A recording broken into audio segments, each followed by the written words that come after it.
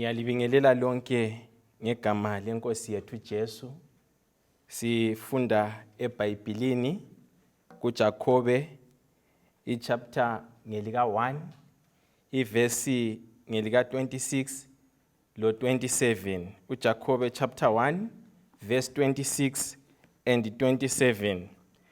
Ithi yona ngesindebele, uma umuntu ecabanga ukuthi uyakholwa kodwa engabambi ulimi lwakhe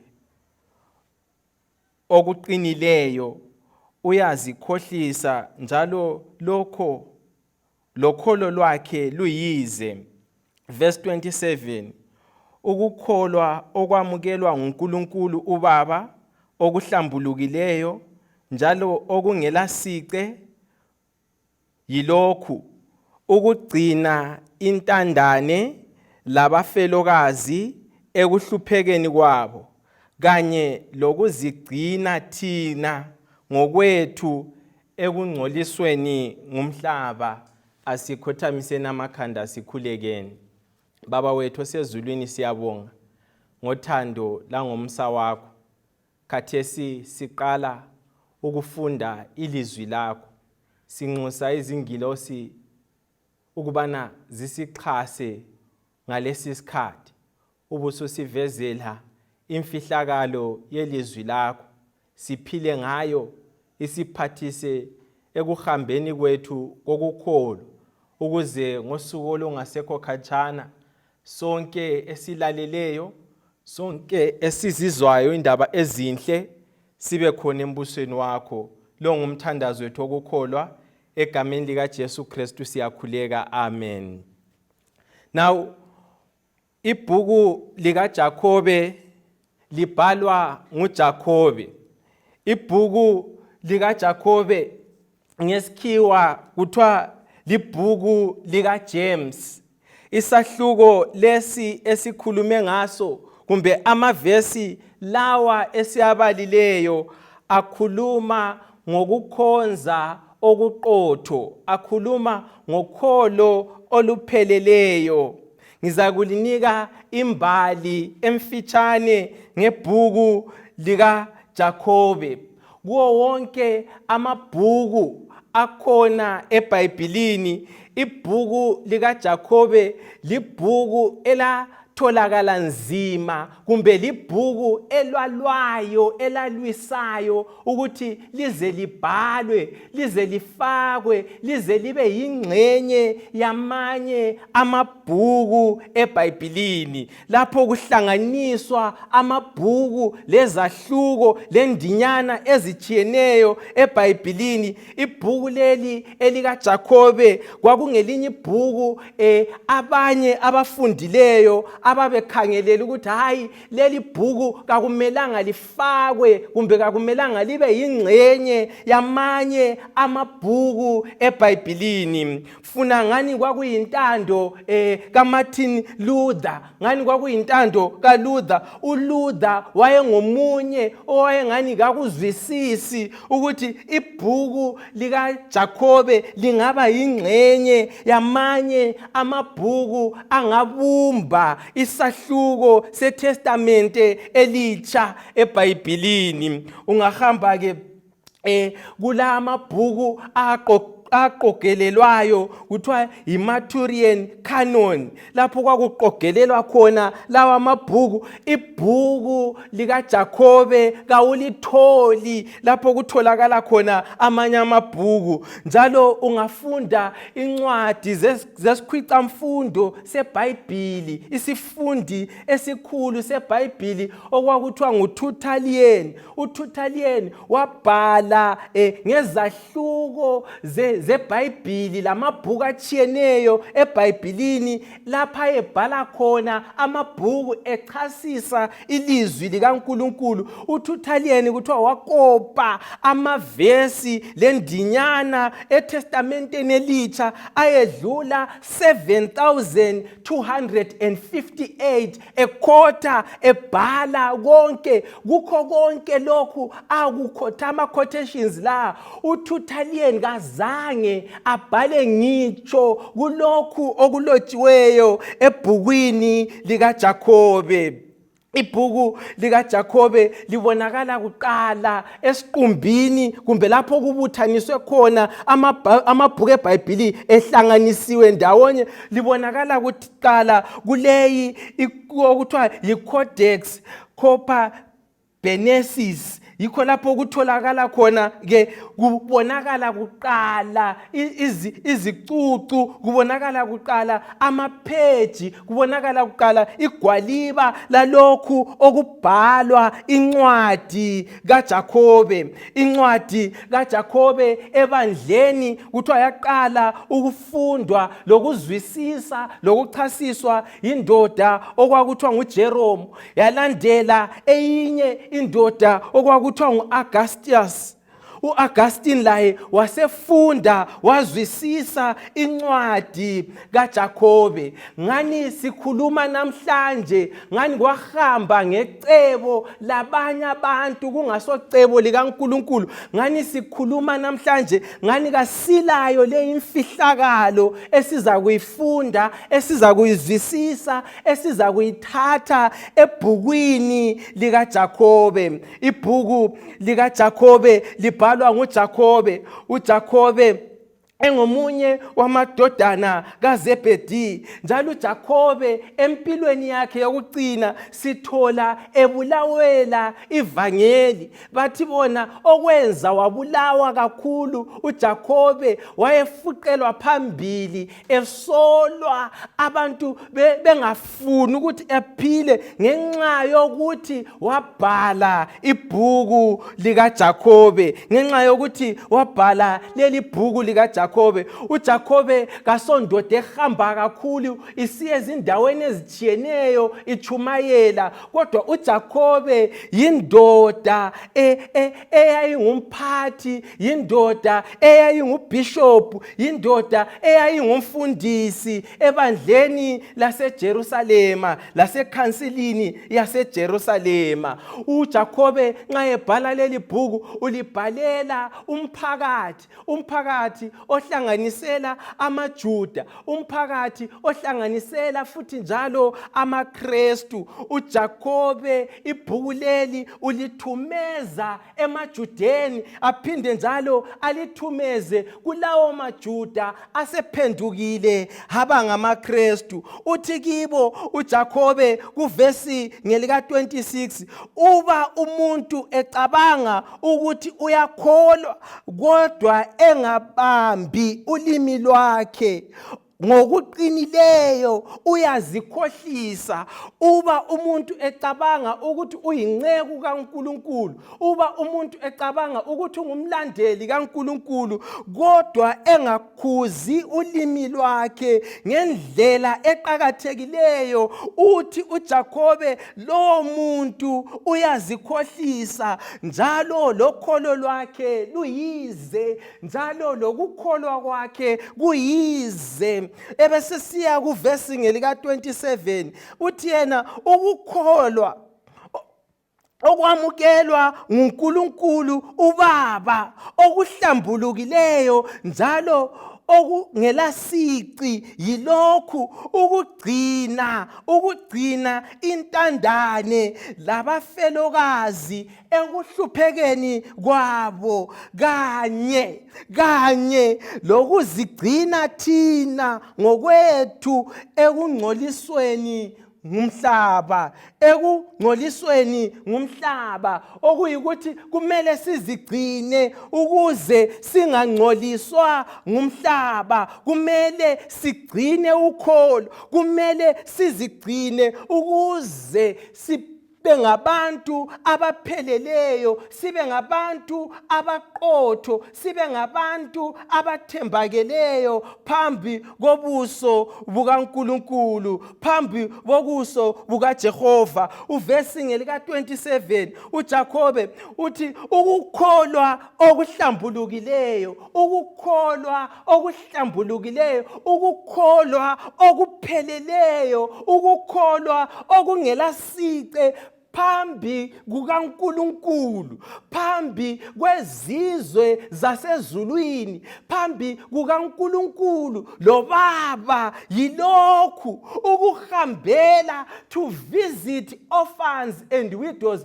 yikuhambela intandane, yikuhambela labafelokazi ekuhluphekeni kwabo, ekukhathazekeni kwabo.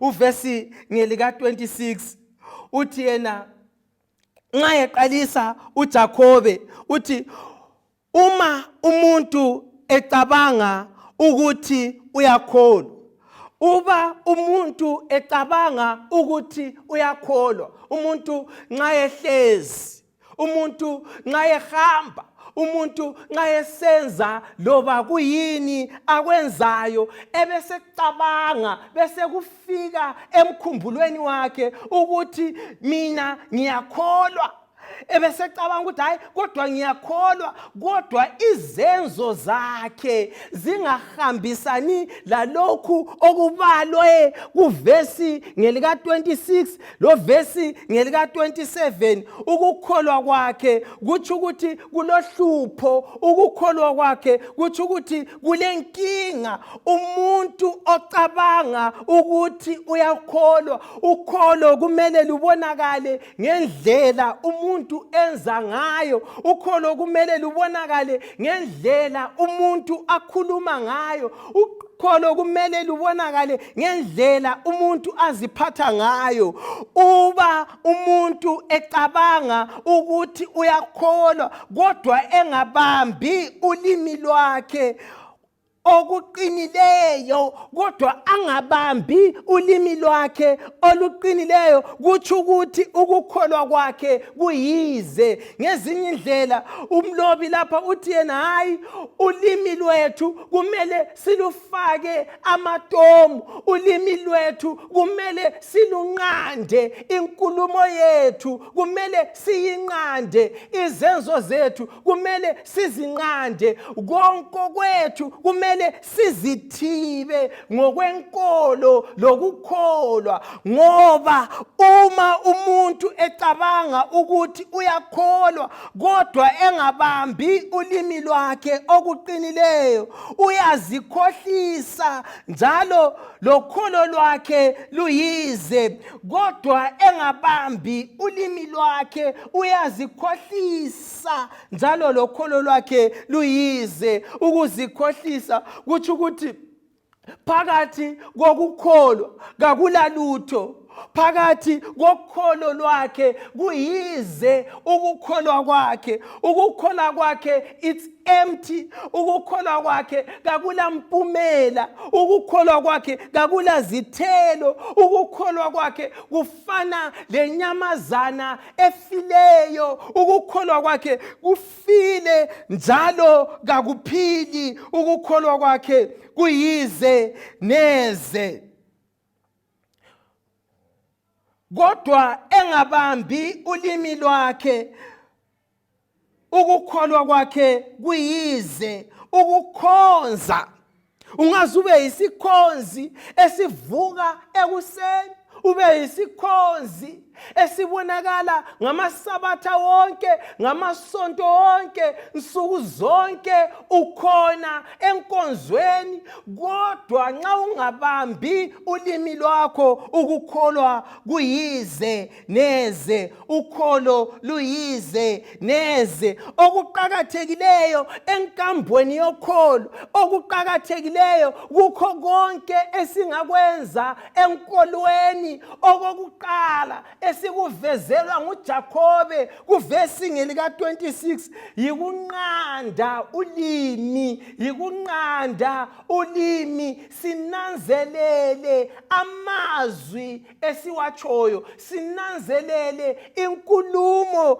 esiyitshoyo, sinanzelele inkulumo lokwenza kwethu kube yikwenza okuhambisana lelizwi likaNkulunkulu, kube yikwenza okuhambisana lentando kaNkulunkulu. Sibe ngamaKristu apheleleyo angela sice.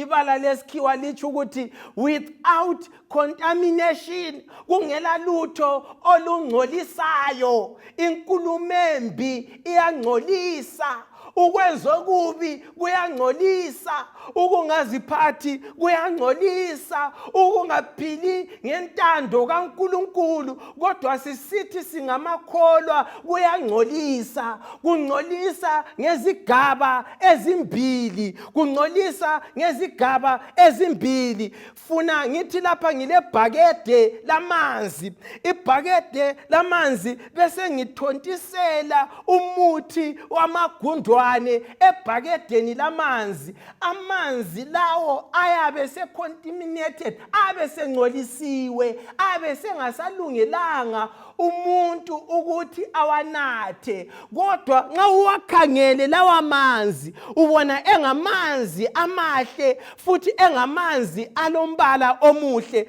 Ekukholweni kwethu lanxa singabonakala sigqoka amabhaji, lanxa singabonakala nsuku zonke sisiye enkonzweni, lanxa singaziwa njengamakholwa, lanxa singaziwa njengamaKristu, kodwa phakathi kwethu kulezenzo, kodwa ekuphileni kwethu kunempilo engaphelelanga, engabonakaliyo njengepoison kumbe icontamination esifakwe emanzini. Kutsho ukuthi ukukholwa kwethu kuyize neze. Okunye sungajikela ulutho emanzini olulependa kodwa lungcolisa amanzi. Funa ujikele inhlabathi engcolileyo, amanzi angcole. Okunye okungasiphambanisa enkambweni yokukholwa kusobala phambi komphakathi ukubana kasenzi kahle. Kuqakathekile-ke ukubana izikhonzi zikaJehova, izikhonzi zikaNkulunkulu ezihamba ngokukholwa, eziphila ngokukholwa, zinanzelele ukubana kakula zinye izinto ezingcolisayo. Akukho okungcolisayo. Ukukholwa okupheleleyo, ukukholwa okwamukelwa nguNkulunkulu uBaba, okuhlambulukileyo, ukukholwa okuhlambulukileyo yilokhu okubaliswa kuvesi ngelika 27, yilokhu okubaliswa kuvesi ngelika 27. Ukunanzelela, ukuba lelihlo elikunanzelelayo intandane labafelokazi, not ukunanzelela kuphela, to visit them, ukuhambela intandane lapho ezikhona osizini lwazo, lapho ezikhona ekuhluphekeni kwazo, lapho ezikhona ensweleni zazo, lapho ezikhona ebuthakathakeni bazo. Ukukholwa okupheleleyo, ukukholwa okuqotho, ukukholwa okuhlambulukileyo yilokhu ukuhambela intandane, ukukholwa okumnene okulungileyo phambi kobuso bukaNkulunkulu yilokhu ukuhambela intandane labafelokazi. Ngosuku lwakho luhle ekuseni uphume uhambele intandane labafelokazi, uphume uyebona intandane labafelokazi lapho kudingakala khona uncedo, la usize lapho abalenhlupho khona, la usize. Ezinye inhlupho zabo kazidingi imali, zidinga ukuthi la ube present, la uwe khona, la ufike, kuthe ufikile wakhuleka, kuthe ufikile wanika i-advice, kuthe ufikile wakhulumisana labo, wabancedisa phakathi kohlupho, phakathi kwenhlupho, intandane ezidlula phakathi kwazo. Ukukholwa okupheleleyo yilokhu ukuhambela intandane labafelokazi, and to provide help, lokuhambisa usizo loncedo. Njengathi nxa sihambela izihlobo zethu ezigulayo, nxa zigula zisempilo, nxa zigula zise-UBH, nxa zigula zisezibhedlela ezithize, siyafonelana, siyabuzana, siyakhulumisana insuku zonke. Hayi unjani ubani ongezwa kahle esibhedlela, unjani ubani okungamlungelanga kahle esibhedlela. Hayi kusasa ngizaya kumbona ngimphathele amabhanana, hayi kusasa ngiza kuyambona ngimphathele lokhu lalokhuyana, ngimphathele imuthi. Lathi ngokufanayo uvesi ngelika 27 uthi yena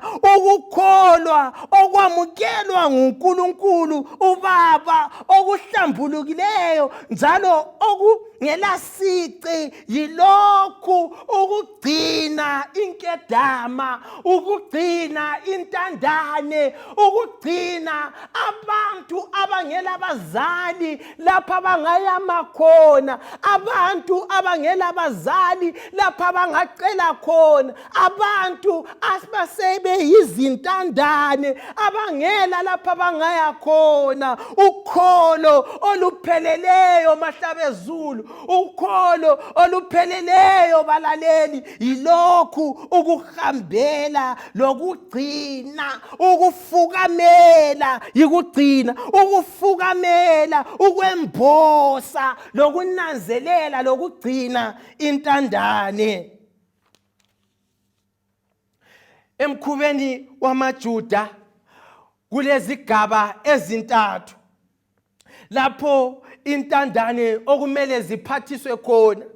Okokuqala, 1 yi-stress, konke okuza kuzohlukumeza imikhumbulo yezintandane, konke okuza kuzohlukumeza ingqondo yezintandane kumele siphathise phakathi kokusabalala kwemikhumbulo yabo, phakathi kokukhathazeka kwemikhumbulo yabo kumele sincedise. Okwesibili yi-pressure, phakathi kwezinswelo bayakhathazeka, badinge baswele ukubana kuyini esingakwenza, lokhwana siza kuthatha ngaphi, lokhwana siza kuzuza ngaphi. Okwesithathu ibuhlungu, phakathi kobuhlungu abadlula phakathi kwabo kumele sibancedise, kumele sibe lobudlelwano labo. Nguvesi ngelika 27, kanye lokugcina thina ngokwethu ekungcolisweni ngumhlaba, njalo lathi kumele sizigcine ukuze singangcoliswa ngumhlaba. Okokuqala kuvesi ngelika 26 sinanzelele ulimi, sinqande ulimi. Okwesibili sinakekele intandane labafelokazi, sinakekele intandane labafelokazi. Okokugcina okumqoka yikugcina thina ukuze singangcoliswa ngumhlaba, phakathi komhlaba onakeleyo, phakathi komhlaba onemfundiso ezitshiyeneyo. Kuqakathekile njengezikhonzi zikaJehova, kuqakathekile njengabalandeli bakaNkulunkulu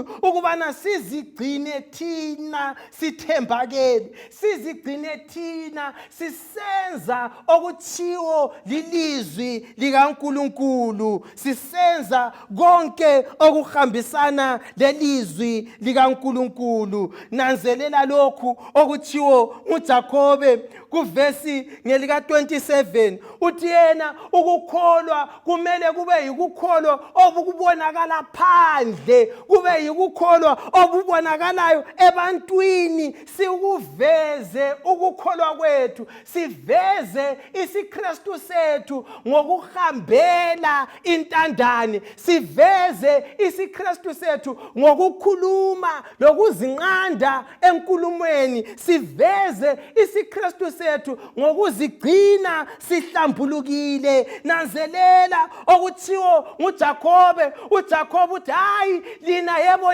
lingabe lilezakhiwo ezimangalisayo emabandleni enu, kodwa akusokholo oluqakathekileyo. Yebo lingabe libuthana nsuku zonke ngamasonto, lingabe libuthana suku zonke ngamasabatha, lingabe libuthana ngolwesihlanu ngeFriday nsuku zonke, kodwa ukholo kaluphelele kuhlanganeni echechi, ukholo kalupheleli ekuhlabeleni kukwaya, ukholo kalupheleli ekuhlabeleni uze uqhuqise ilizwi, ukholo kalupheleli ekuthatheni imasi ngesonto, ukholo kalupheleli ekuthatheni isidlo senkosi ngesabatha. Ukholo luyedlula khonapho, ukholo luthi hambela intandane labafelokazi, ukholo luthi nqanda ulimi lwakho ngalokho okubonayo ezimulini ezitshiyeneyo,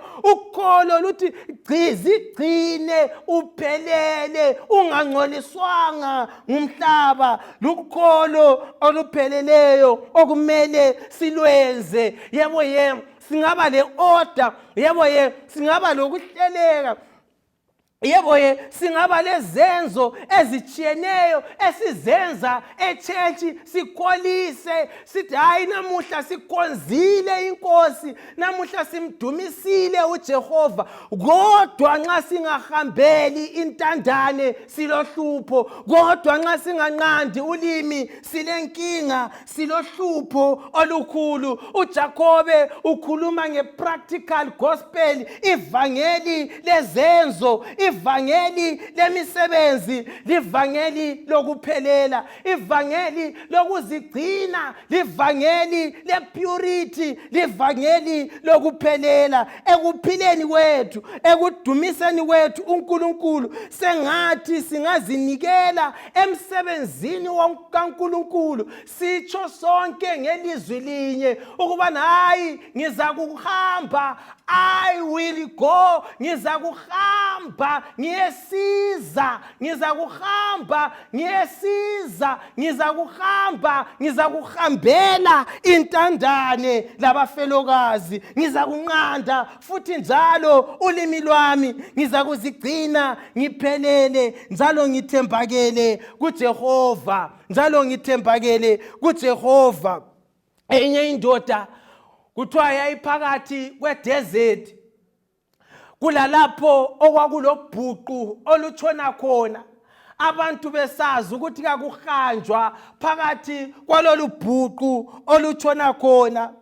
Kwasokuthutsha amadoda amane ayikhangela le indoda ilokhu ihamba, yafika phakathi kwalolu bhuqu, yangena phakathi. Indoda leyi yasitshona phakathi kobhuqu, ingasakwazi ukuthi ingaphuma njani phakathi kobhuqu. Indoda yokuqala eyayimkhangele yathi yona hayi kusobala kule indoda ukubana indoda leya akumelanga ihambele endaweni ezinje, ngoba nanzelelani liyayibona indoda leyana isitshona ebhuqwini. Eyesibili indoda yathi hayi indoda leyani etshona ebhuqwini and isifunde isifundo sokubana kakuhanjwa khona ngale. Namhlanje ke ufundile isifundo ukubana kakuhanjwa khona ngale. Indoda yesithathu yathi maye funa yintando kaNkulunkulu, ngithanda indoda yesine eyayingumKristu, kuthiwa yazwakala isithi yona kule indoda hayi ukhona uJesu, take my hand. Yathi yena hayi uJesu uthi bamba isandla sami mfowethu, bamba isandla sami, I will save you, bamba isandla sami, I will save you. Lo Jesu balaleli utsho okufanayo, ilizwi elifanayo kithi sonke namhlanje, bamba isandla sami, bamba isandla sami ngizakusindisa. Bodadewethu labafowethu uJesu uyamemezela uthi bamba isandla sami, bamba isandla sami ngizakusindisa. Bobaba labomama phakathi kwenhlupho elingabe lidlula phakathi kwazo, uJesu uyamemezela bamba isandla sami. Engabe khona ofisayo namhlanje ukubamba isandla sika Jesu Kristu, lapho khona khothamisa ikhanda, sibe nomthandazo. Baba wethu osezulwini siyabonga ngothando langomsa wakho. Siyabonga ngencwadi kaJakobe uvesi ngelika 26 lo vesi ngelika 27.